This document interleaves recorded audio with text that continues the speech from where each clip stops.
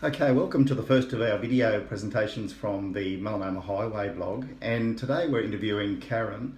And Karen, you've had your own experience with melanoma twice, I believe. Yes, I have, yes. Yeah, Karen, when was your first melanoma? January 2005, they found a melanoma on the side of my foot, Yes. an acral melanoma, Yes. and I had a skin graft. I had that removed, and I had the sentinel node biopsy and a node from behind my knee, and all pathology was clear. Yes. And then 3 years later, it returned to the lymph nodes in my groin, and I had to have a groin dissection, and I was diagnosed as having stage 3B melanoma. How did you find it was in your groin? Did you find a lump there or something 3 years later? It was just a normal checkup with my oncologist, and he noticed a bit of a thickening in my groin area and sent me off for a CT scan, and then I had to have an MRI, and next Yes. thing I know, I was having a full groin dissection and radiation. And what's probably the main follow-up issue from having the groin dissection? Lymphedema, is that the main issue? Yes, I've got a bit of lymphedema in my left leg. I'm actually quite lucky there because it's quite mild. I can get away without wearing my stocking very much. Yes. If I keep active, my leg's fine. And what's your attitude been since you had that stage 3 diagnosis? Did you say, well, woe is me, I'm going to be depressed, or did you take the opposite view of life? You know, what have you been doing with your life since then? I'm not a woe is me sort of person. I've been travelling, jumping out of planes, zip lining, going on motorbikes with my partner, and just living life to the fullest. Yes, so No one really knows what's around the corner. True. So you've really been on the melanoma highway, literally as well as metaphorically. Not only are you living with melanoma, but you're actually out there travelling and living life to the fullest. So that's great. Think everyone should. Yeah. So you'd encourage other people with melanoma or some, debilitating disease to not let that stop them, to get out there and live life to the fullest. Oh, absolutely. Stage 3 melanoma is not a death sentence, but you have to be vigilant. Yes. Absolutely.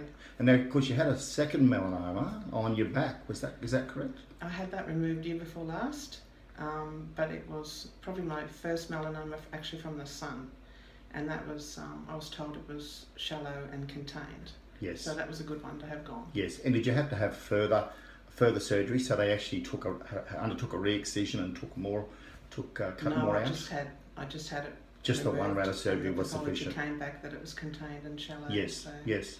Now I believe you've had some good news on the first melanoma, on the stage 3 melanoma recently. You've been off and seen a leading oncologist, and she's done some scans and given you some good news. She has told me that I'm basically cured.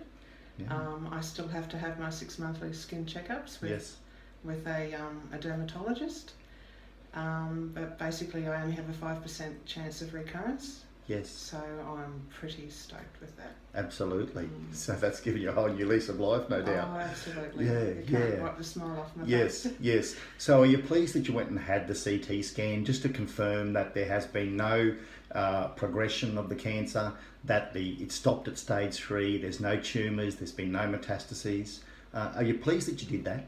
It's been 4 years since my last CT scan, or just over, and I was starting to feel a bit twitchy. Not knowing what's going on, in the last 4 years. So I'm glad that I went and had that one. It's given me a lot of peace of mind. Yes. But I've been told by the leading oncologist that I don't need to really have any more scans. Right. At this stage. Oh, well, congratulations. That's Thank great you. news. Yes, it is. Thank So you you. can continue travelling without having to worry about that. Absolutely. I guess you had to make a decision though. Do I go and see the oncologist and have more scans, or do I just basically bury my head in the sand and hope that it doesn't come back on me? So there's really, you could have gone either way there, but you had the courage to go and have the scans and face the potential for an adverse outcome. What was your mindset when you went through thinking about, well, should I have the scans or not? I didn't want to make that decision not to have any more scans myself, because I've had a few GPs and dermatologists say to me, no, we don't recommend scans anymore. But I found out from the oncologist that that's not quite correct. Yes. Since 2011, she has been encouraging more scanning because of the increased therapies out there and increased prognoses for stage 4 melanoma. Yes. With the immunotherapies and everything. Yes. So what you're really saying is that if you're a stage 3 melanoma patient, and if you go and see an oncologist, have the scans done, and if they do find that there's been some metastases perhaps, potential for stage 4 melanoma, that the therapies today are very good. And the earlier you can diagnose those potential tumours, then the better possible prognosis there's going to be with these better treatments that are available. So the treatments will be more effective the earlier you actually get onto the disease. I'd like to believe that. Yes, Yeah. yes. So I suppose in wrapping up then, what would you recommend if there's someone out there watching this and they've maybe had stage 2 or even stage 3 melanoma, what would you recommend to them in terms of keep getting follow-up? your skin checks every 6 months with a dermatologist, and follow the advice of your specialists, like your oncologist. Yes. I'm happy at this point in time not to have any more scans because a well-known professional has told me I don't need to.